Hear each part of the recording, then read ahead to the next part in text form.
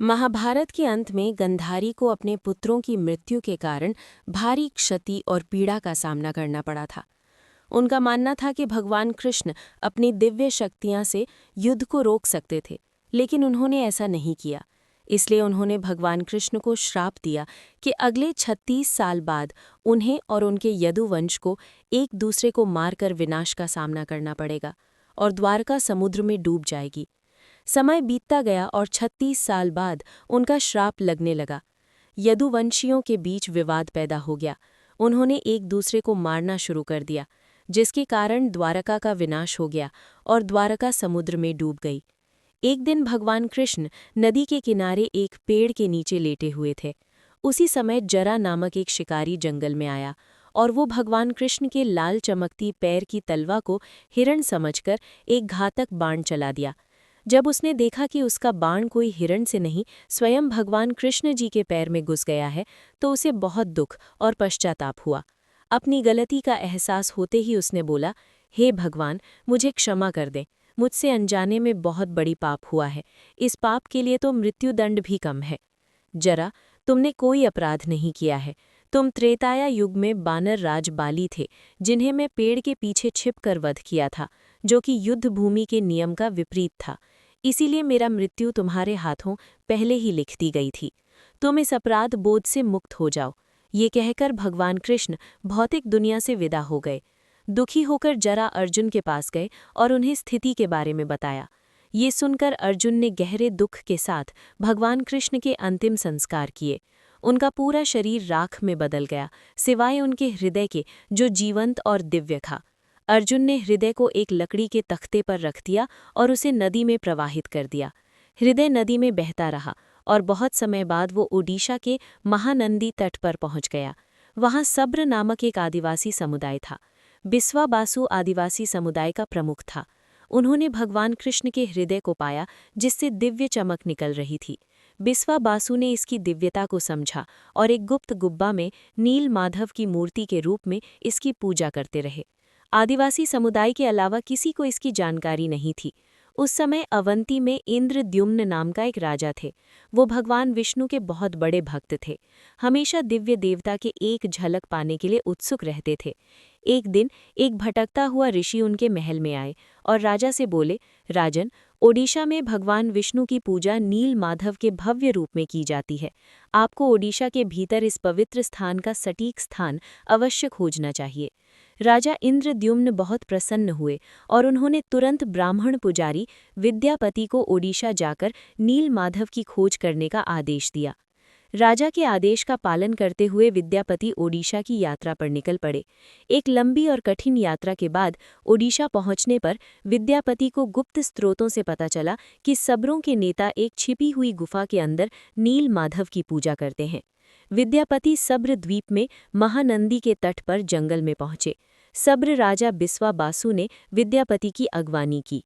विद्यापति ने बिस्वा बासु से कहा, महाशय, कृपया मुझे दिव्य पूजा का स्थान दिखाएं। मैं यहाँ बहुत विश्वास के साथ आया हूँ। मुझे माफ़ करो, मैं तुम्हें उस स्थान पर नहीं ले जा सकता। अब मैं क्या करूँ? यदि मैं इस प्रकार लौट गया तो राजा को क्या उत्तर दूंगा? मुझे कोई दूसरा रास्ता खोजना होगा। विद्यापति उसी गांव में रहने लगे। कुछ ही दिनों में उन्हें बिस्वा बासु की बेटी ललिता से प्रेम हो गया और उन्होंने शादी कर ली। विवाह की कुछ दिन बाद विद्यापति ने अपनी पत्नी से कहा, ललिता, क्या आप अपने पिता से हमें नील माधव की एक झलक दिखाने का अनुरोध कर सकती हो? आपके पिता आपके अनुरोध को अस्वीकार नहीं करेंगे। ठीक है, मैं निश्चित प्रयास करूंगी। मुझे अपने पिता से बात करने दो। ललिता अपने पिता से बात करती है। ठीक है, लेकिन मेरी एक शर्त है। विद्यापति अपनी आंखों पर पट्टी बांधकर जाएंगे। विद्यापति ने शर्त मान ली, लेकिन चतुराई से कुछ सरसों के बीज अपने साथ ले जाते हैं। रास्ते में छिपी हुई गुफा का रास्ता याद रखने के लिए सरसों के बीज को गिराते हुए जाते हैं। गुफा में पहुंचकर विद्यापति ने दिव्य छवि देखी और मंत्रमुग्ध हो गए। गुफा से लौटकर विद्यापति ने राजा इंद्रद्युम्न को सारी बातें बताईं। कुछ महीनों के बाद विद्यापति ने गुप्त गुफा के रास्ते में जो सरसों के बीज बिखेरे थे, वो अंकुरित होकर पौधे बन गए। राजा विद्यापति के साथ सरसों के पौधों के पीछे पीछे नील माधव की दिव्य मूर्ति देखने गुफा पर पहुंचे। गुफा पर पहुंचने पर उन्हें वहां कुछ नहीं मिला। नील माधव गायब हो गए थे। निराश होकर राजा इंद्रद्युम्न महल में लौट आए। उस रात भगवान विष्णु उनके स्वप्न में आए और बोले, इस संसार में मैं तुम्हें नील माधव के रूप में दर्शन नहीं दे पाऊंगा। तुम पूरी सागर तट के पास जाओ, एक दारू तैरता हुआ आएगा। मैं एक बहुत बड़े सुगंधित लाल रंग के लकड़ी के लट्टे के रूप में प्रकट होऊंगा।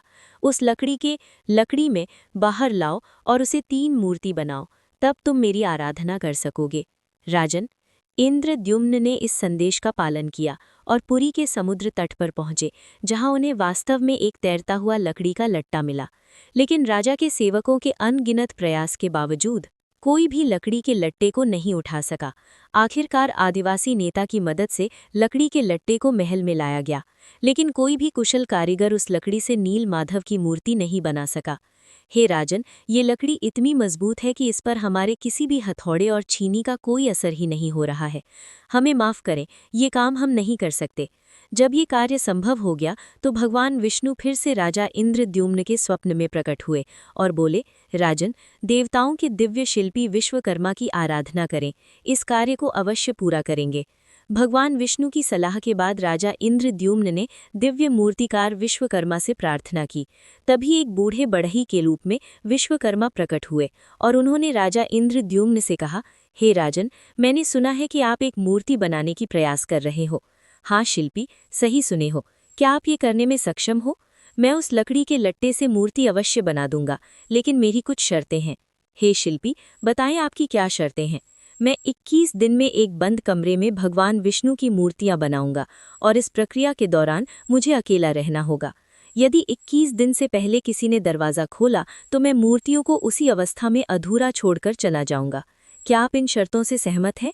हाँ, मुझे आपकी सभी शर्तें स्वीकार हैं। कृपया कार्य को आगे बढ़ाएं। विश्वकर्मा ने दरवाज़ा बंद कर दिए और अपना काम शुरू कर दिए।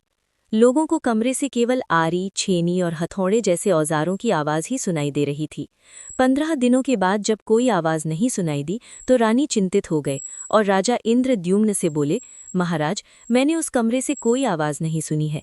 शायद वो बूढ़ा बढ़ई भूख से मर गया है। कोई दुर्घटना होने से पहले हमें दरवाज़ा खोल देना चाहिए। लेकिन रानी, उसने शर्त रखी थी कि 21 दिन से पहले दरवाज़ा नहीं खोला जाएगा। लेकिन महाराज, अगर वो वृद्ध बढ़ई को भूख प्यास की वजह से कुछ हो गया तो हमें महापाप लगेगा। हमें अवश्य दरवाज़ा खोल देना चाहिए। रानी गुंडीचा ने दरवाज़ा खोलने की जिद की।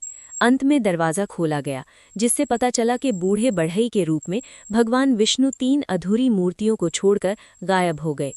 राजा इंद्रद्युम्न को विश्वकर्मा की बात न मानने और शर्त तोड़ने पर बड़ा दुख हुआ, इसलिए भगवान जगन्नाथ के हाथ और पैर अधूरे हैं।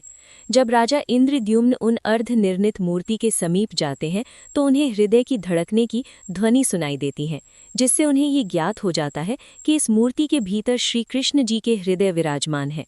राजा इंद्रद्युम्न ने उन मूर्तियों को स्थापित किया, जिन्हें आज भगवान जगन्नाथ, भगवान बलराम और देवी सुभद्रा के नाम से जगन्नाथ धाम पुरी में पूजा पाते हैं। और भगवान जगन्नाथ को दुनिया में एकमात्र जीवित देवता माना जाता है, जो अपने भक्तों को सुनते, समझते और उनकी इच्छाओं को पूरा करते हैं।